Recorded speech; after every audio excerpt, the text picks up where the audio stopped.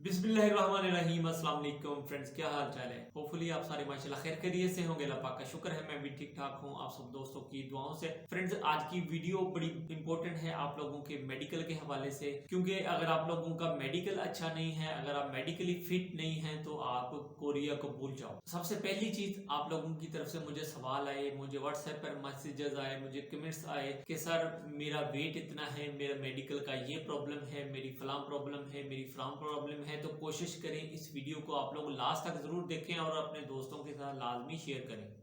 और कोशिश करें अगर आप लोग चैनल पर न्यू हैं चैनल को सब्सक्राइब कर लें, साथ बेल आइकन को लाजमी प्रेस कर लें ताकि आने वाली हर वीडियो की नोटिफिकेशन टाइम टू टाइम आपकी नोटिफिकेशन पर शो होती रहे। प्यारे दोस्तों, कोरिया जाने के लिए आप लोगों का मेडिकली तौर पर फिट होना जरूरी है। कौन कौन सी चीजें जिनका आपको ख्याल रखना जरूरी है, तो मेरी हम्बल आप लोगों से रिक्वेस्ट है इस वीडियो को दूसरे दोस्तों के साथ लाजमी शेयर करें जो आपके जानने वाले हैं, जो पहले पेपर दे चुके हैं या जिन्होंने अभी देना है। सो वीडियो अगर थोड़ी सी लंबी हो जाए उसके लिए मैं आप लोगों से माजरत चाहूंगा। मैं कोशिश करूंगा वन बाय वन चीजें सारी आप लोगों को गाइड करूं मेडिकल के हवाले से। आप लोगों के जितने भी कंफ्यूजन हैं वो सारी की सारी आज दूर करूंगा इंशाल्लाह ताला। वीडियो को लाइक जरूर कर दें अभी से। सो नंबर वन चीज आप लोगों के मेडिकल के हवाले से हेपेटाइटिस बी और सी, ये पिक्चर भी आप लोगों को स्क्रीन पर शो हो जाएगी। अगर आप लोगों को इनमें से कोई भी प्रॉब्लम है, इनके सी का तो इलाज हो जाता है, अगर हेपेटाइटिस बी है तो उसका कोई इलाज नहीं, अगर सी है तो उसका इलाज हो जाता है, अगर हेपेटाइटिस बी है तो उसका कोई इलाज नहीं है। अगर गलती से आप लोग किसी तरह से कोरिया चले जाएं, अपना मेडिकल यहाँ से पैसे वगैरह दे के क्लियर करवा लें, सबसे पहली चीज आप कोरिया में लैंड करेंगे, सबसे पहला काम जो है वो आपका मेडिकल होगा। तो अगर आप लोग गलती से इधर से मेडिकल क्लियर करवा के चले जाते हैं तो वहां जाकर आप लोगों के लिए प्रॉब्लम हो सकती है। आप लोगों को 100% डिपोर्ट कर दिया जाएगा और इससे पाकिस्तान का नाम भी खराब होगा, हमारा इमेज भी खराब होगा। तो कोशिश करें इस तरह का काम ना करें। नंबर 2 जो डिजीज है वो कौन सी डिजीज है, जिसे टीबी भी कह सकते हैं हम लोग, यानी कि टीबी के हवाले से अगर आप लोगों में कोई किसी किस्म का प्रॉब्लम है तो आप लोग काइंडली इस चीज से दूर रहें, क्योंकि आप लोग कोरिया के लिए एलिजिबल नहीं है। अगर मेडिकली तौर पर डॉक्टर आपको फिट करार देता है, यानी कि आप बिल्कुल क्लियर होते हैं, तो उस सूरत में आप लोग कोरिया के लिए एलिजिबल हैं। समटाइम ऐसा भी होता है कुछ लोग सिगरेट पीते हैं, लेकिन सिगरेट का खैर कोई इशू नहीं है,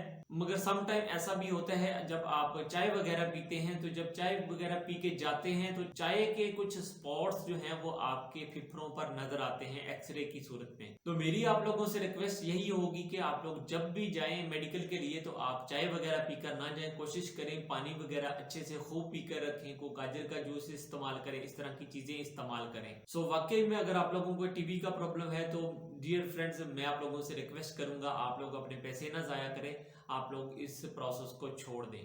नंबर 3 पर जो बीमारी है जो आपके मेडिकल में चेक होगी वो कौन सी बीमारी चेक होगी, HIV एड्स। अगर किसी बंदे को एड्स का प्रॉब्लम है तो आप लोगों को पता है वो ला इलाज है। तो कोरिया इस मामले में बड़ा स्ट्रिक्ट है, वो लोग इस तरह की डिजीज से बहुत बचते हैं। तो कोशिश करें आप लोगों में, अल्लाह ना करे किसी को भी कोई ऐसा प्रॉब्लम हो, अगर एड्स का किसी को मसला है तो काइंडली आप लोगों से मेरी हम्बल रिक्वेस्ट है आप लोग ना अप्लाई करें, अपने पैसे ना जाया करें, अपना वक्त ना जाया करें। नंबर 4 जो बीमारी है यानी कि जो डिजीज नंबर 4 है, उसमें आप लोगों को स्क्रीन पर शो हो जाएगा। अगर आप लोगों का कोई फिंगर टिप कटा हुआ है या कोई भी थंब का कोई हिस्सा कटा हुआ है, जिस तरह से ये आप लोगों को तस्वीर नजर आ रही है, फर्ज करें आपका एक जो ऊपर वाली बाल शिफ्ट जिसे कहा जाता है, अगर वो भी कटी हुई है तो भी आप मेडिकली तौर पर फिट नहीं है, आप कोरिया के लिए एलिजिबल भी नहीं है। आप जब भी आपका स्किल टेस्ट होगा, वहां पे जब मेडिकल होगा, वहां से भी आप लोग रिजेक्ट हो जाएंगे। तो कोशिश करें आप लोग इस चीज से दूर रहें, अपना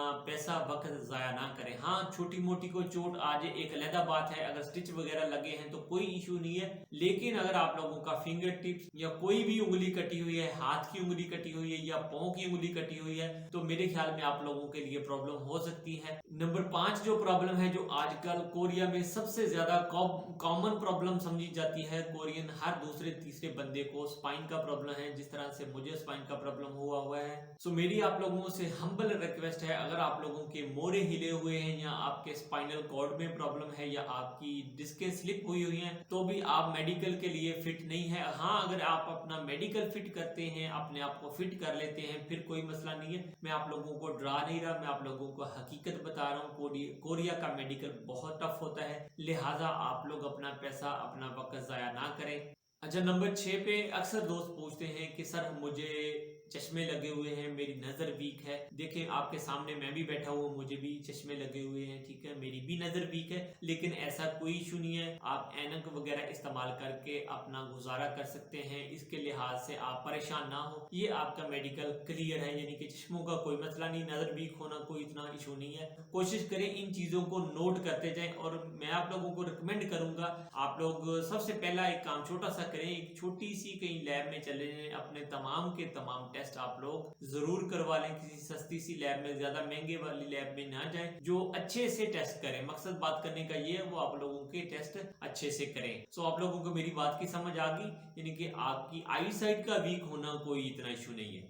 नंबर 7 पे जो चीज आ जाती है, जो नंबर 7 पे अक्सर आप लोग सवाल पूछते हैं, मुझे हंसी भी आती है। एक चीज तो पूछते हैं आप लोग कि सर मेरा कद छोटा है, मेरा कद 5 फुट 5 इंच है या 6 इंच है या 8 इंच है, तो मेरा वेट जो है वो 90 केजी है या 100 केजी है, तो इसमें कोई मजाइका नहीं यार, कोई प्रॉब्लम नहीं है, ठीक है। कद छोटा हो या बड़ा हो कोई इशू नहीं है, यानी कि आप लोगों की लक पे डिपेंड करता है सारे का सारा दारोमदार। जो मेडिकली चीजें हैं वो आप लोगों को मैं ऑलरेडी बता चुका हूँ, लेकिन कद छोटा बड़ा होना कोई मैटर नहीं करता। कुछ लोग कद हाइट के हिसाब से, कोरियन लोग वो अपने काम की मुनासबत के हिसाब से जरा हाइट कम पसंद करते हैं। कुछ लोग अपने काम की मुनासबत की वजह से कुछ हाइट लंबी वाले लोगों को पसंद करते हैं। कुछ लोग कोरियन जो है हेल्थ के हिसाब से थोड़ा हेल्दी बंदे को पसंद करते हैं, लेकिन नॉर्मली कोरियन जो है वो फिजिकल तौर पर बंदे को फिट पसंद करते हैं, यानी कि जो स्मार्ट हो, ऐसा नहीं हो बिल्कुल ही स्लिम हो, वो भी नहीं वो लोग पसंद करते हैं। यानी कि उसको कोरियन में याखे कहा जाता है, यानी कि ये बंदा जो है मोम याखे है, इसका बिल्कुल पतला सा जिस्म है, तो ऐसा कोई इशू नहीं। खैर, इस तरह के मैटर में आप लोग परेशान ना हो, टेंशन ना लें, ठीक है। ये बात आप लोग दूसरों से भी शेयर करें। वजन का कोई इशू नहीं है, कद का, हाइट का, छोटी बड़ी का कोई इशू नहीं है, चल जाएगा। आप लोगों की गुड लक पे डिपेंड करता है।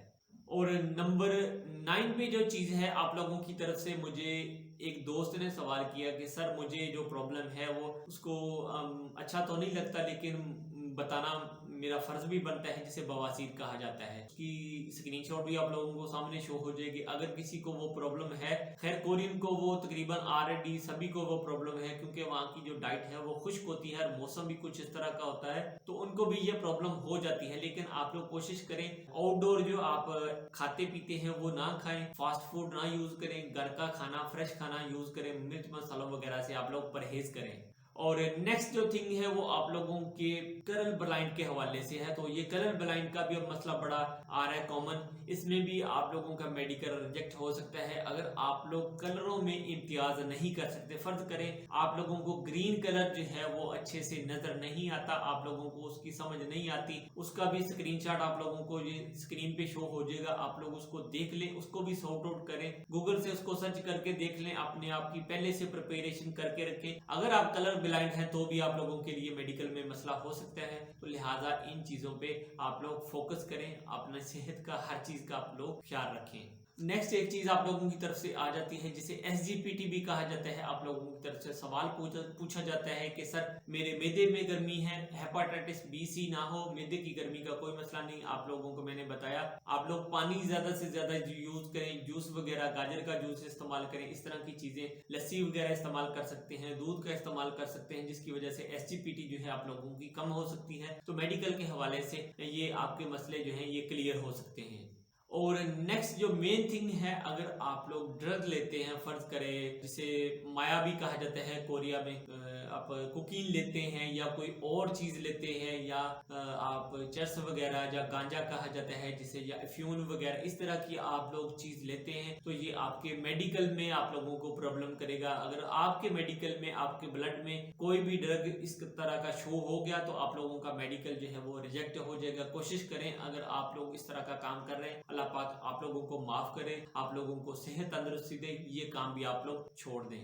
सो फ्रेंड्स, ये थी आज की मेडिकल के हवाले से मालूमात। उम्मीद है आप लोगों को आज की वीडियो जरूर अच्छी लगेगी। वीडियो अच्छी लगे लाइक करें, दोस्तों के साथ ज्यादा से ज्यादा शेयर करें। मिलते हैं नेक्स्ट किसी और अच्छी वीडियो के साथ, अब तक के लिए फिर अल्लाह हाफिज।